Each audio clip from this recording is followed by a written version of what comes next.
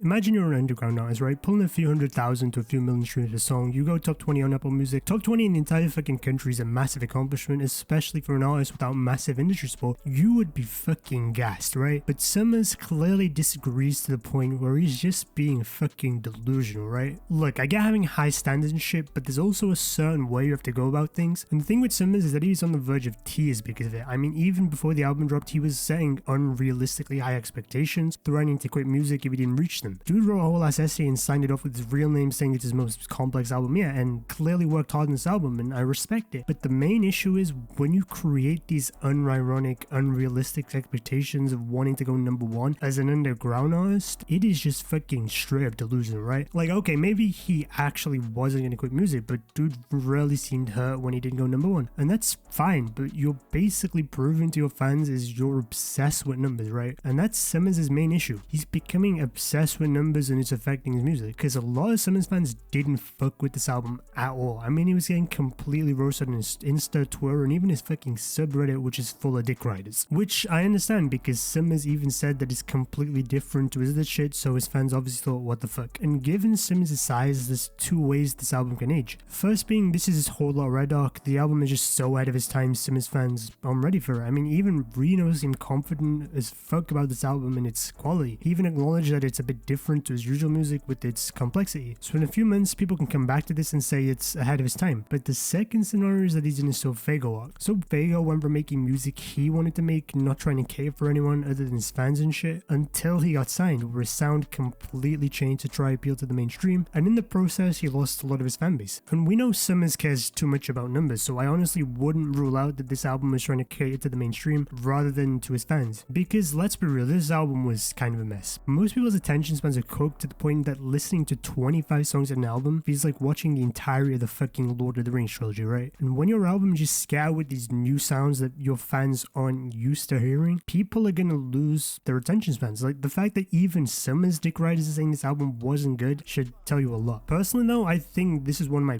better Summrs albums, but Summrs took ages to grow on me, so I didn't really experience like the old Rino era as it happened, you know, the shit that blew him up. So maybe I've got a more mainstream ear and that's why I liked it, because it's a more mainstream sounding album. But doing this is also just a big risk, because you risk losing your core fan base that's responsible for most of your growth in the first place and basically selling out. It's like the equivalent of selling your soul, but in the music industry, because it didn't work so well for Fago, who pissed off most of his fans, and in the process can barely outstream someone way small like Kankan, who doesn't even have a deal for the most part. I'm not gonna say this Summrs album is like super mainstream sounding, but relative to his older stuff, it's just different. There's a lot of young boy influence and his voice just sounds raspier, and again, I don't know if it's intentional or what, but it's not working, clearly, because people fucking hated it. And I think the general consensus with this album was that it sounded generic, it was too long, and it was too rushed. I mean, he literally finished the album in 5 days, which is funny because he hyped it to make it seem like he's about to drop the second coming of fucking To Pimp a Butterfly. Maybe he wanted to capitalize on the hype he would have got from being featured in the Trippie song, which is fair enough, I get that, but that's still not an excuse for taking 5 fucking days to finish the entire 25 fucking song album. Makes no sense. And at the end of the day, I really think the main issue is it's just way too fucking cluttered. 25 songs on albums are never ever good. And even though I fucking hate the trend of deluxes, if you really want to drop that much,